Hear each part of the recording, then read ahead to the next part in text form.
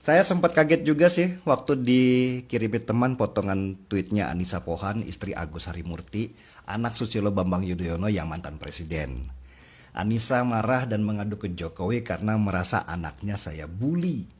Saya ingat-ingat lagi di mana saya pernah bully anak mereka ya. Oh, ternyata itu berkaitan dengan tweet saya yang menyoroti berita surat terbuka Putri Agus Harimurti yang meminta Jokowi untuk lockdown. Ya saya jelas ketawa lah, padahal di situ saya nggak sedang membuli seorang anak. Meskipun saya juga heran, kok bisa ya anak usia 12 tahun paham tentang konsep lockdown.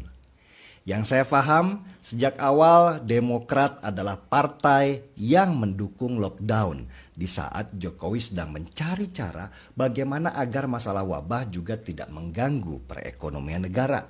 Dan itu disampaikan langsung oleh Agus Harimurti sebagai Ketua Umum Partai Demokrat yang baru. Bahkan sebelumnya SBY yang mantan presiden dan pendiri Partai Demokrat sudah sibuk dengan narasi supaya Indonesia lockdown, mengikuti jejak banyak negara yang sudah melakukan hal yang sama seperti Singapura dan India.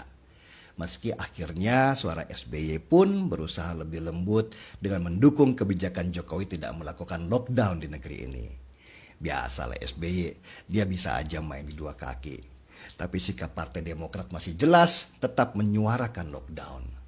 Ingat pada waktu awal heboh virus di Indonesia, Wali Kota Tegal memberlakukan lockdown kota sepihak tanpa berkoordinasi dengan pusat. Dia menutup jalan-jalan di Kota Tegal dengan beton untuk menghalangi kendaraan keluar masuk. Tentu saja ini membuat kerjaan pusat menjadi lebih rumit dalam penanganan wabah karena ada pemerintah daerah yang berjalan sendiri-sendiri. Dan siapa pengusung wali kota Tegal pada waktu pilkada lalu? Partai Demokrat. Wali kota Tegal juga pernah menjadi ketua DPC Partai Demokrat di Brebes. Di Malang juga sempat sama, ada seruan lockdown dari wali kota Malang. Meski akhirnya diralat karena menurut wali kota Malang, lockdown adalah urusan presiden.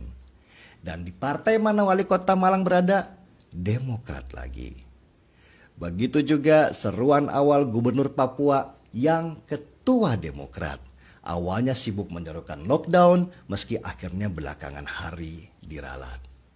Jadi kita akhirnya bisa menyimpulkan kalau narasi lockdown itu tidak bekerja secara acak, tetapi dibangun lewat kendaraan partai dan dieksekusi oleh pemerintah daerah yang berada dalam satu kendaraan. Tapi saya harus maklum sih, karena Demokrat butuh suara. Suara Demokrat terus jatuh berkeping-keping dari masa kejayaannya di tahun 2009 lalu.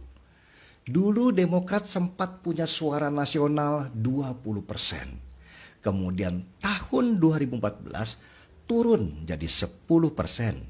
Dan tahun 2019 kemarin mereka cuma dapat 7% suara. Demokrat yang dulu jaya sekarang hanya menempati posisi ke-7 dari 8 partai yang lolos ke Senayan. Sedikit di atas PAN yang hampir gagal, tapi di bawah PKS yang dulu jadi mitra terdekat mereka. Dan untuk menaikkan suara, Demokrat butuh momentum supaya orang bisa melirik kembali kepada mereka.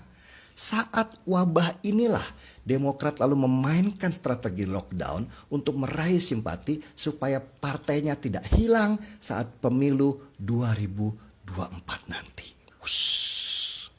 Sudah dapat gambaran besarnya? Yang lucu, Demokrat ini sebenarnya juga tidak begitu percaya dengan konsep lockdown. Buktinya, saat wabah mereka malah menggelar kongres dan mengumpulkan banyak orang di satu tempat.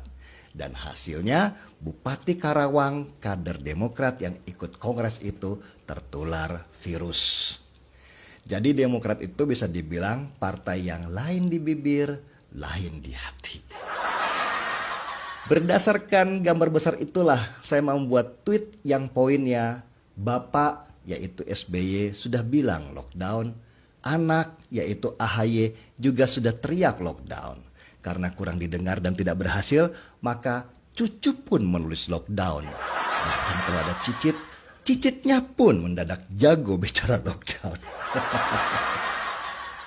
Ini sebenarnya penggambaran bahwa narasi lockdown untuk meraih suara supaya Demokrat mendapat simpati publik memang terus dikeluarkan supaya Demokrat tampak sebagai partai yang peduli terhadap kesehatan warga.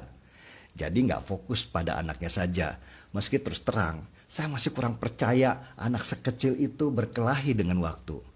Maksudnya anak sekecil itu bisa dengan jelas paham dengan konsep lockdown. Pasti ada yang bisikin. Cuma Anissa Pohan sebagai ibu kandung baper, merasa si anak kesayangan diserang. Anissa memang tidak paham politik, jadi wajar dia bereaksi sesuai naluri. Meski saya juga bingung ngapain dia ngadu ke Jokowi.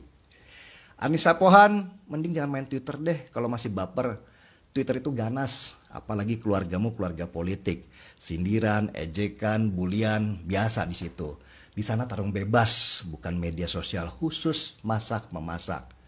Lebih baik fokus jadi ibu rumah tangga saja. Jauhi media sosial, apalagi bawa anak ke dalam pusaran politik. Percayalah, kamu gak akan kuat. Biar itu urusan keluarga Jokowi saja. Mental keluarga mereka mental baja. Jangankan disindir atau dibully. Mereka dihina PKI saja masih bisa ketawa-ketawa. Mari kita baper. Saya Dennis Regar, kita di acara Timeline.